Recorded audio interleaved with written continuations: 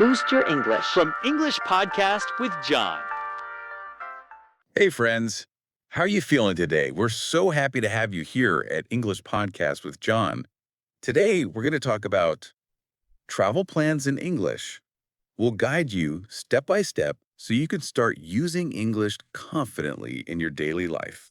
Hey there. How are you doing? I'm doing great. It's so good to be here. How about you? I'm doing really well, thank you.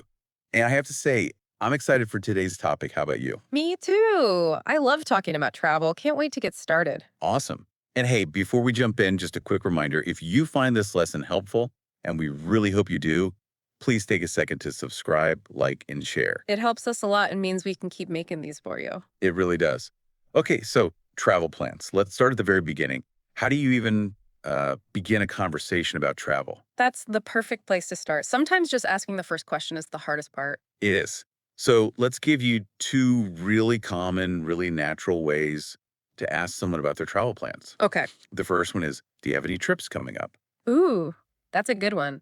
That phrase coming up, what does that mean exactly? Great question. Coming up just means happening soon or, in the near future. It's a very casual way to ask about upcoming events. Right. So it's not asking about plans from last year. It's about what's next. Exactly. Now, the second common phrase is a little different. It uses the present perfect. Okay. You can ask, have you made any travel plans recently? And that structure, have you made, is really useful. It focuses on the action of planning. It does. It's asking if the person has actively, sat down and made some plans. So how would someone answer that if they have made plans? Well, a simple and clear way to answer is using the present continuous for future plans.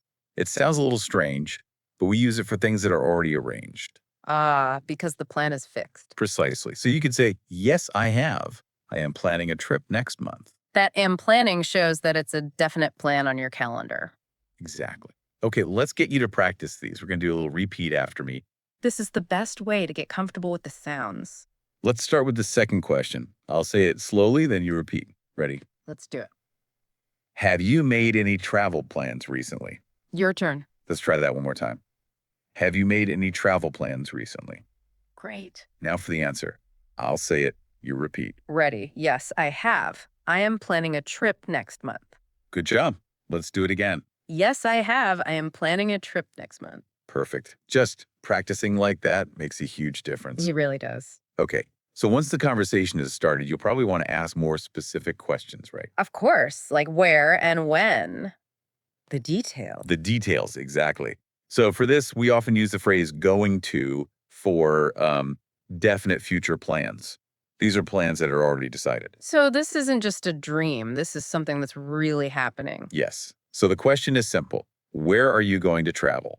And the answer is just as simple. Right. I am going to visit, and then you say the place. Mm-hmm. I am going to visit Paris, Mhm. or I am going to visit Japan. So I'm going to ask you, our listener, that question right now. And you can just think of the answer or say it out loud. Ready? Where are you going to travel? And you could give a longer answer too, right? To make it more conversational. Oh, absolutely. A great way to do that is by adding the word because. It explains your reason. So you could say something like, I'm going to travel to Spain because I love the food. That is a perfect example. It tells us where and why. It makes your English sound much more natural. It connects your ideas. It really does. Okay, but what if your plans are not so definite? What if they're just a possibility? That's a great point. Not all plans are 100% certain. For this, we can use some special words called modal verbs, words like might and can. They show possibility or uncertainty. Exactly. So let's say you're not sure about the timing. You could ask, when might you go? And that word might just means maybe. It means maybe, yes. It signals that the plan isn't fixed yet. So for an answer, you could use both might and can to show different options. How would that sound? Well, you could say, I might go in December, but I can go in January too. That's a fantastic sentence. It shows the first option is a maybe. I might go in December. Right. Maybe because it's a popular time or flights are expensive. And then it gives a second, more definite option. But I can go in January too. The word can shows it's available. It's possible. And using but is a great way to show a contrast between the two ideas. It is. Now, another really useful question for this stage is about preferences. What you like more. Right. You can ask, do you prefer a beach vacation or a city trip? And the answer is very simple. It is. You just say, I prefer a city trip or I prefer a beach vacation. Let's practice that question. It's a really good one to know. Okay, let's do it. Repeat after me. Do you prefer a beach vacation or a city trip? Your turn. One more time. Do you prefer a beach vacation or a city trip? Excellent. Having these kinds of questions and answers ready makes a huge difference. It makes you feel so much more confident. So now let's talk about some key expressions for the logistics, the details of the planning. The practical things. Yes, the practical stuff. For example, booking. This is a very important word. It is. We don't usually say buy a flight or reserve a hotel. No, we don't. The common phrase is to book. So you book a flight or you book a hotel. So you could say something like, I need to book my flight soon. Exactly. And stressing that need to shows it's important and urgent. What about asking how long someone will be on their trip? Another great question. For that, we ask, how long are you staying? And the answer structure is pretty simple, right? Very simple. You just say, I am staying for. And then the number of days or weeks. For example, I am staying for 5 days. Yep. Or you could make it a little more interesting.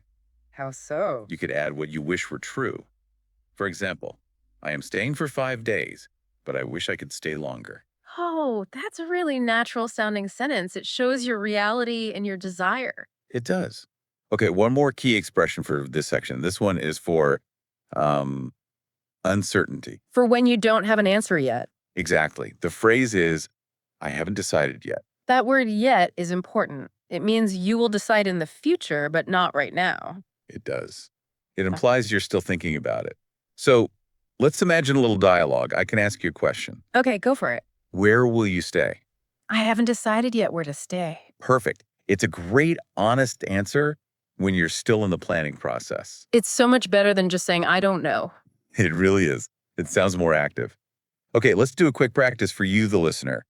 We want you to try writing something down this time. Or you can just say it out loud. That works too. I want you to make one full sentence using the phrase, book a flight. For example, I need to book a flight to London. Take a moment. Think about it. Pauses. Huh? Okay. Got a sentence. Great job. The more you use these phrases, the easier they become. Absolutely. It's all about practice. So, we've already mentioned because and but a little bit, but I want to spend a moment on just how important they are. They are super important. They take your English from simple sentences to more complex, more natural sounding ideas. Exactly. They join two simple ideas together. So let's look at because again. Because tells you the reason why. Like in our earlier example. Right. I want to visit London is one idea. I want to see the museums is the second idea. Because connects them. I want to visit London because I want to see the museum. Perfect. It makes the sentence so much more informative. Now, but is used to connect two different or contrasting ideas. An opposite idea. Yes. For example, idea one, the hotel is beautiful. That's a positive thing. Right. Idea two, it is very expensive. That's a negative thing, but connects them. The hotel is beautiful, but it is very expensive. Exactly. And using words like this really does make your English sound more fluent and more natural. It's a small step that makes a big impact. It really does. Okay, another important distinction is the difference between plan and hope. Ooh, this is a good one. They seem similar, but they're not the same. They are not. Plan to shows a concrete intention. It's something you are actively trying to make happen. It's, much more certain. The arrangements are probably already in progress. Right. Whereas hope to, well, that shows a desire. You want it to happen, but there's less certainty. Maybe something could stop it. It's more of a wish or a dream. Exactly. Let's do a quick example dialogue to show the difference. I'll ask you a question. Okay. Do you plan to visit the Eiffel Tower? Yes, I hope to if we have enough time. See? That's a perfect answer. You want to go, that's the hope, but it depends on an external factor, the time. Right. The plan isn't 100% confirmed. Let's get you to practice these two structures. Repeat after me. First, with plan. Ready. I plan to travel in July. Your turn. Let's do that one more time. I plan to travel in July. Great. Now let's practice with hope. Repeat after me. Here we go. I hope to see many new sights. Say it out loud. One more time. I hope to see many new sights. Fantastic. Understanding that small difference really adds nuance to your speaking. It absolutely does. Okay, I think it's time for a few more short exercises just to reinforce everything. Let's do it. Practice is key. This will be a repeat after me activity, and I want you to focus on the rhythm of the sentence, the way it flows. Try to copy the sound and the melody of the sentence. Okay, sentence number 1. We are going to travel next summer. Your turn. Again, we're going to travel next summer. Good. Sentence number 2. This one introduces a new word, must. Must means something is very necessary. A requirement. Yes. Here's the sentence. I must pack my suitcase tomorrow. Try it. Again, I must pack my suitcase tomorrow. Excellent. And sentence number 3, using prefer. I prefer warm weather when I travel. Your turn to speak. One last time. I prefer warm weather when I travel. Great job with those. Really good. Okay, for our next activity, we have a little speaking prompt for you. We want you to try to speak for maybe 10 or 15 seconds on your own. Don't worry if it's not perfect. Just try to use the words we've learned. The prompt is this. Tell us 2 places you want to visit and why. Try to use future tenses, like going to, and definitely use the word because. We'll give you a little bit of quiet time to think and then speak. Ready? Go for it. Pauses for about 15 seconds. How did that feel? Even if you only said one sentence, that's a huge step. It really is. The more you speak, the easier it gets. Okay, to finish up our main section, we want to give you a couple of cultural tips. These are phrases that native speakers use all the time that you might not find in a textbook. These are the tips that help you sound really natural. The first one is the phrase get away. I use this one a lot. Me too. Native speakers will often say get away instead of the more formal go on vacation. So what does it mean? To get away means to leave your home, your work, your normal routine for a break. It really emphasizes the feeling of escape. So the focus is on leaving the stress behind. Exactly. So you might hear someone say, I really need to get away for a week this winter. That sounds so natural. It does. Our second tip is about discussing cost. How to talk about money simply. This is a very useful one. Instead of just saying a hotel or a flight is expensive, native speakers often use a simple phrase to give an evaluation. A judgment on the value. Right. And that phrase is, it's expensive, but worth it. Worth it. Uh, Means the value you received was greater than the money you spent. Exactly. It means you think it was a good use of money, even though it was a lot. The experience was variable. So I could even combine the 2 tips, right? Absolutely. How would you do that? I could say, I need to get away. And even if the trip is expensive, I hope it's worth it. That is a perfect, natural, and really informative sentence. It shows need, it talks about cost, and it talks about value. Amazing. See, once you know the phrases, you can start combining them. That's when the real fun starts. Yeah. Wow, that was a lot of really useful information. I hope you all found that helpful. We covered so much, from starting the conversation to those more natural cultural phrases. We did. And thank you so much for joining us and for practicing along with us. It makes all the difference. It really does. And now we have a little homework for you. A fun assignment. Yes. We would love for you to leave a comment below this video. Tell us about your travel plans. Use the new phrases you learned today. Tell us where you plan to go or where you hope to go. Use because. Use prefer. Try to use book a flight.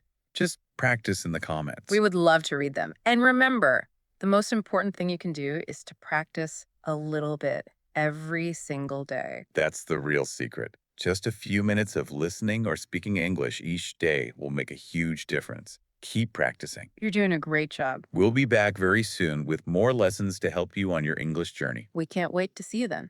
And before you go, please don't forget to like, subscribe to the channel, and share if you found this English lesson useful. It really helps us out. Goodbye, everyone. Goodbye. See you next time.